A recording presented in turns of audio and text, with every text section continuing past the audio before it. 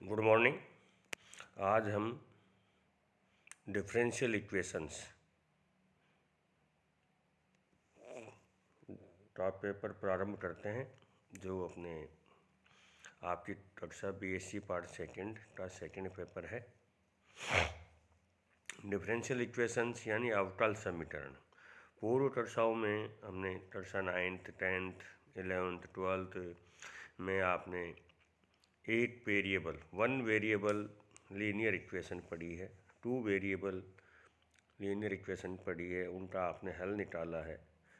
तब आपने देखा था कि हमारी जो 1 वेरिएबल इक्वेशन होती थी उसमें 1 वेरिएबल होता था, जैसे 2x + 4 = 0। 2 वेरिएबल में इक्वेशन होती थी 2x + 2y = c।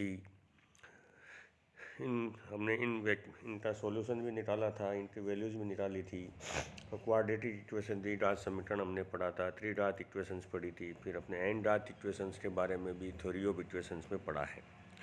अब डिफरेंशियल इक्वेशन यानी इक्वेशंस तो वही है, इक्वेशन का मतलब तो हमारा वही है जो पहले इक्वेशंस का मतलब होता था कि उसमें 2 पक्ष होते हैं, उसमें x की वैल्यू निकालते हैं तो x का मान उसके समीकरण को संतुष्ट करता है। पर डिफरेंशियल इक्वेशन से हमारा संबंध मतलब है कि डिफरेंशिएशन के साथ इक्वेशन, डिफरेंशियल ऑपरेटर जैसे dy/dx, यदि y x का फलन है तो dy/dx जिस समीकरण में उपस्थित हो वो डिफरेंशियल इक्वेशन होता है। तो इसकी परिभाषा के लिए हम ये कह सकते हैं कि एक समीकरण जो स्वतंत्र चर अथवा आश्रित चर तथा आश्रित चर के अवकलन गुणांक के बीच में संबंधित हो, अवकल समीकरण कहलाता है। तो डिफरेंशियल इक्वेशन के लिए हमारे पास ज़रूरी है कि कम से कम एक इंडिपेंडेंट वेरिएबल हो, एक डिपेंडेंट वेरिएबल हो और डिपेंडेंट वेरिएबल के सापेक्ष डिपेंडेंट वेरिएबल का डिफरेंशियल कोफिशिएंट उपस्थित हो, तो ऐसा समीकरण अवकल समीकरण कहलाता है। जैसे for example dy/dx = x + y - 1 upon x + y + 1, ये एक डिफरेंशियल इक्वेशन है। जैसे हम कह सकते हैं d² y/dx² - 5 dy/dx + 4y = e⁻x, ये भी एक डिफरेंशियल इक्वेशन है। यदि इसके अंदर हम पार्शियल डिफरेंशिएशन को काम में लें, किसी समीकरण में हम पार्शियल डिफरेंशिएशन को हम काम में लेंगे तो हमारे पास उसको हम बोलेंगे पार्शियल डिफरेंशियल इक्वेशंस, अर्थात आंशिक अवकल समीकरण। तो आंशिक अवकल समीकरण हम आज उसके बारे में बाद में स्टडी करेंगे। तो अब जब डिफरेंशियल इक्वेशन हमारे पास आ ही रही है, पढ़ ही रहे हैं, तो इसके लिए क्या होगा। जैसे पहले होता था 3x + 4 = 0, ये एक घातीय समीकरण है। x² + 2x + 4 = 0, ये द्विघात समीकरण है। x³ + y³ - 3xyz 3xy = 0, ये त्रिघात समीकरण है। xn + nc1 xn - 1 y + y⁴n, ये n घात का समीकरण है। तो यहाँ प्रश्न उठता है कि डिफरेंशियल इक्वेशन की घात क्या होगी। तो यहाँ हमारे पास आता है साधारण डिफरेंशियल इक्वेशन की कोटि और घात, अर्थात अवकल समीकरण की कोटि। तो हम इस प्रकार से समझ सकते हैं, किसी अवकल समीकरण में विद्यमान हाईएस्ट ऑर्डर डेरिवेटिव को कोटि या ऑर्डर कहते हैं। अर्थात किसी भी समीकरण के अंदर जो सबसे हाईएस्ट अवकलज है, डेरिवेटिव है, उसकी जो घात है वो डिफरेंशियल इक्वेशन का ऑर्डर या कोटि कहलाती है। अर्थात दूसरी तरफ घात क्या होती है, degree of A differential equation.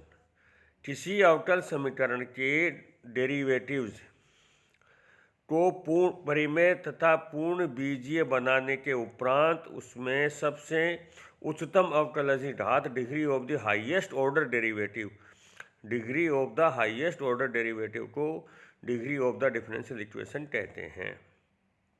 जैसे देखिए 1 plus d y by d x का होल स्क्वायर की power 3 equals to d two y upon d x square की पावर 2। तो इसमें उच्चतम अवकलज है हमारे पास, सेकंड डेरिवेटिव है। सेकंड डेरिवेटिव है तो इसका मतलब ये सेकंड ऑर्डर डिफरेंशियल इक्वेशन है, सेकंड ऑर्डर डिफरेंशियल इक्वेशन है। और हाईएस्ट डेरिवेटिव की पावर 2 है तो इसकी डिग्री भी सेकंड डिग्री इक्वेशन हो गई।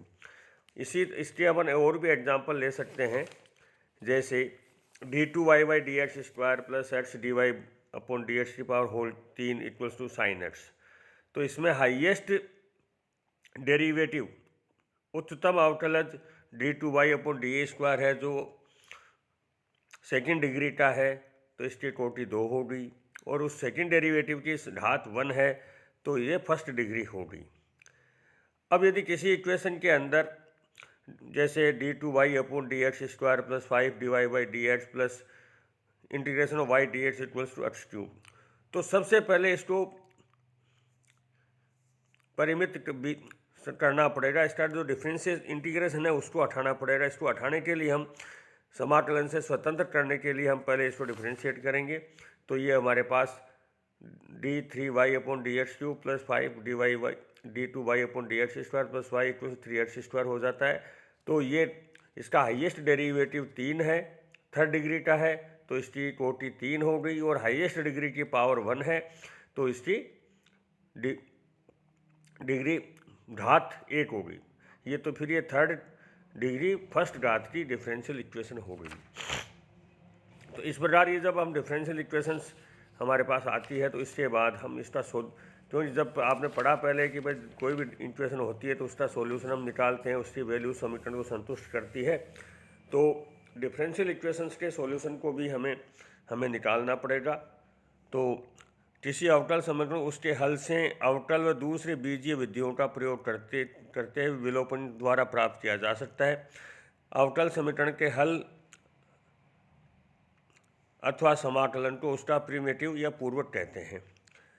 सबसे पहले हमारे पास आता है व्यापक हल, जनरल सॉल्यूशन और कंप्लीट सॉल्यूशन। व्यापक हल और कंप्लीट सॉल्यूशन अर्थात यदि किसी डिफरेंशियल इक्वेशन के ऐसे हल तो जिसमें अवकल समीकरण की कोटि के बराबर संख्या में आर्बिट्री कांस्टेंट आते हो तो समीकरण का व्यापक हल कहते हैं। इसको हम कंप्लीट सॉल्यूशन भी कह सकते हैं, कंप्लीट प्रिमिटिव भी कह सकते हैं। अर्थात इसका मतलब ये हुआ किसी डिफरेंशियल इक्वेशन में कोटि के बराबर यदि उसमें हमारे पास कांस्टेंट्स प्राप्त होते हैं तो कंप्लीट सॉल्यूशन होता है। अर्थात यदि कोई सेकंड डिग्री इक्वेशन है, सेकंड ऑर्डर की जो इक्वेशन है हमारी, तो उसमें दो कांस्टेंट्स आएंगे, जैसे d two y upon d x square plus k two y बराबर 0। तो ये सेकंड ऑर्डर की हमारी डिफरेंशियल इक्वेशन है, तो इसके हमें दो इसमें कांस्टेंट्स आएंगे। और जब दोनों कांस्टेंट्स यदि उसमें आ जाते हैं तो वो हमारा जनरल सॉल्यूशन होता है। दूसरा हमारे पास आता है विशिष्ट सॉल्यूशन। अवकल समीकरण का ऐसा हल जो उसके व्यापक हल में आर्बिट्री कांस्टेंट्स का विशिष्ट मान देने से प्राप्त होता है। अर्थात दी गई कंडीशंस के द्वारा यदि हम कांस्टेंट्स की वैल्यू ज्ञात कर लेते हैं तो ऐसा हल हमारे पास विशिष्ट हल होता है। एक सिंगुलर सॉल्यूशन का मतलब क्या है कि किसी डिफरेंशियल इक्वेशन का वह सॉल्यूशन जो उसके व्यापक हल में आर्बिट्री कांस्टेंट्स को वैल्यू प्रदान करने पर प्राप्त नहीं होता है, उसको हम सिंगुलर सॉल्यूशन कहते हैं। अर्थात जैसे y बराबर p x plus a upon p, जहाँ पी का मान d y by d x है, तो अवकल से व्यापक हल y बराबर m x plus a upon m है। तो ये हमारे पास विचित्र हल है। इसके बाद हमारे पास आती है इनिशियल एवं बाउंड्री वैल्यू प्रॉब्लम, प्रारंभिक एवं परिसीमा समस्याएं। ऐसी प्रॉब्लम जो डिफरेंशियल इक्वेशन को हल करने के लिए कंडीशंस जो है एक बिंदु पर दी जाती है, उन्हें इनिशियल वैल्यू प्रॉब्लम या IVP प्रॉब्लम कहते हैं।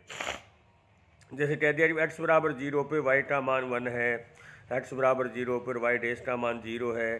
तो ये ऐसे सॉल्यूशंस जो कहलाते हैं हमारे पास प्रारंभिक इनिशियल वैल्यू प्रॉब्लम कहलाती है। ऐसी समय जिसे अवकल समीकरण हल करने के लिए सभी शर्तें 8 से अधिक बिंदुओं पर दी हुई होती है उसे हम बाउंड्री वैल्यू प्रॉब्लम कहते हैं, BPV कहलाती है। अर्थात y बराबर 0, x बराबर 0 पर 1, x बराबर 5 के ऊपर 1, इस तरह मतलब 8 से अधिक उसको हल करने के लिए जो कंडीशंस दी जाती है उसे हम परिसीमा समस्याएं कहते हैं। इसके द्वारा अब हमारे जो फर्स्ट एक्सरसाइज है उसके अंदर हम इस डिफरेंशियल इक्वेशन के कोटि और घात का मान ज्ञात कर सकते हैं। कल हम प्रथम कोटि एवं प्रथम घात के समीकरण के सॉल्यूशंस के बारे में अध्ययन करेंगे। धन्यवाद।